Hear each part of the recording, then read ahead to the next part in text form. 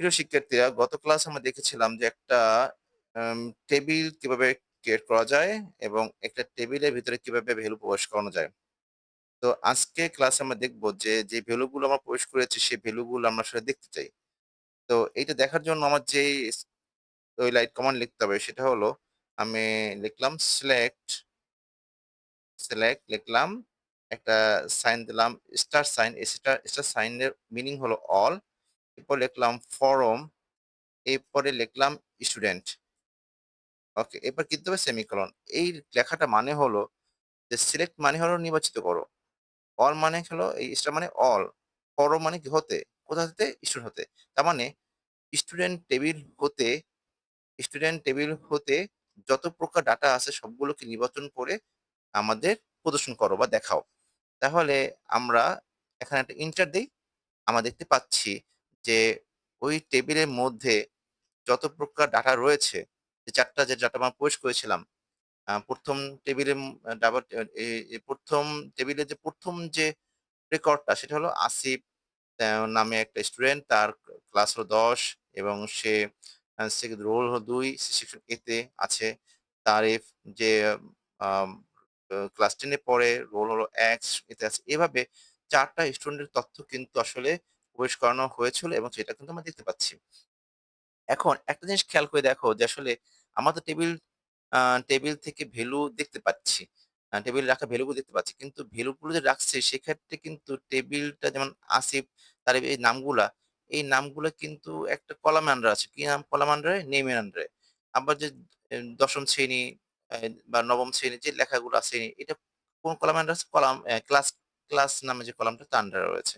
আবার যে রোল গুলো লিখেছি সে তো রোল নামে একটা কলামের আন্ডারে রয়েছে। কিন্তু সেই কলামের নামগুলো কোথায়? মানে একটা টেবিল যে সুন্দর করে সাজিয়ে দেখানো সেটা কিন্তু হচ্ছে না।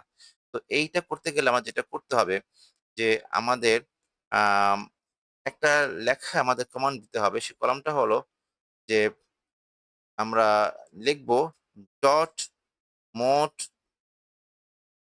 কলাম নামে একটা কমান্ড লিখব।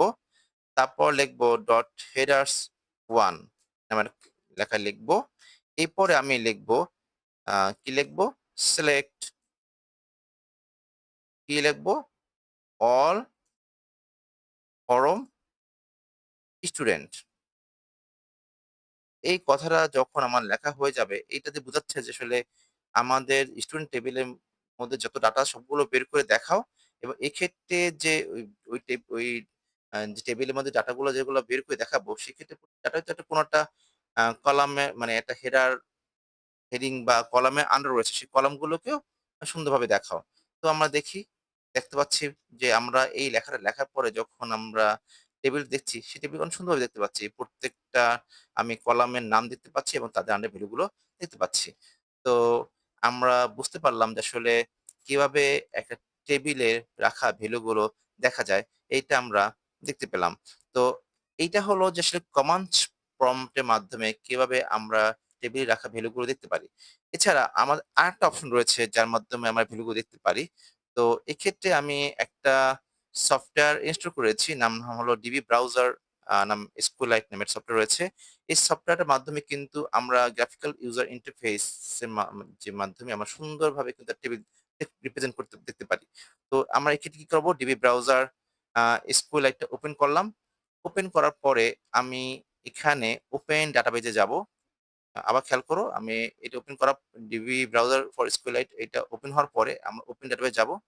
যাওয়ার পরে আমরা চাচ্ছি কি আ স্কুল ডাটাবেস যে ডাটাবেস নিয়ে আসলে কাজ করছি, সেই স্কুল ডাটাবেস যাব।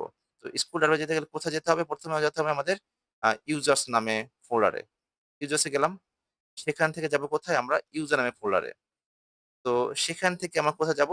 স্কুল আ নামে যে ডাটাবেস সেই ডাটাবেজে যাব। তো দেখো সেই ডাটাবেজের মধ্যে এখন কি আছে? আমাদের ডাটাবেজের মধ্যে এখন টেবিল আ স্টুডেন্ট টেবিল তৈরি হয়েছে। তো সেই স্টুডেন্ট টেবিলটা আমরা আসলে দেখতে পাবো কিনা? আ আমরা এই যে ডিবি ব্রাউজার ফর স্কুলের সফটওয়্যার মাধ্যমে কিন্তু আমরা স্কুল ডাটাবেজ থাকার যে টেবিল, কোন টেবিল? স্টুডেন্ট টেবিল সেটা আমরা দেখতে পাবো। তো আমরা এটাকে আ সিলেক্ট করলাম, ঢুকে গেল। আমরা এখন দেখতে পাচ্ছি যে এখানে যে কি দেখা যাচ্ছে? স্কুল ডাটাবেসটা এখানে চলে আসছে এবং স্কুল ডাটাবেজের আন্ডারে কিন্তু স্টুডেন্ট নামে যে টেবিলটা আ সেটা কিন্তু চলে আসছে। তো এইটাকে যদি আমরা এখানে ব্রাউজারে ক্লিক করি, তাহলে কিন্তু দেখতে পাচ্ছি যে নেম, নেমের আন্ডারে কে আছে, যে নামগুলো সেগুলো আছে। ক্লাসের আন্ডারে যে আ ক্লাসগুলা, রোল আন্ডারে যে রোল, সেশনের যে সেশন, সেগুলো কিন্তু সুন্দরভাবে কিন্তু গ্রাফিক্যাল ভাবে রিপ্রেজেন্ট হচ্ছে। তো আমরা আসলে আ কিভাবে টেবিলের ভ্যালুগুলো টেবিলে রাখা ভ্যালুগুলো দেখতে পারি সেইটা কিন্তু আমরা দেখলাম। তো সবাইকে আজকে ক্লাসের জন্য অংশের জন্য ধন্যবাদ। আমরা পরবর্তী ক্লাসে অন্যান্য যে SQL কমান্ড অপারেশন সেগুলো আমরা দেখব। আপাতত এ পর্যন্তই। ধন্যবাদ সবাইকে।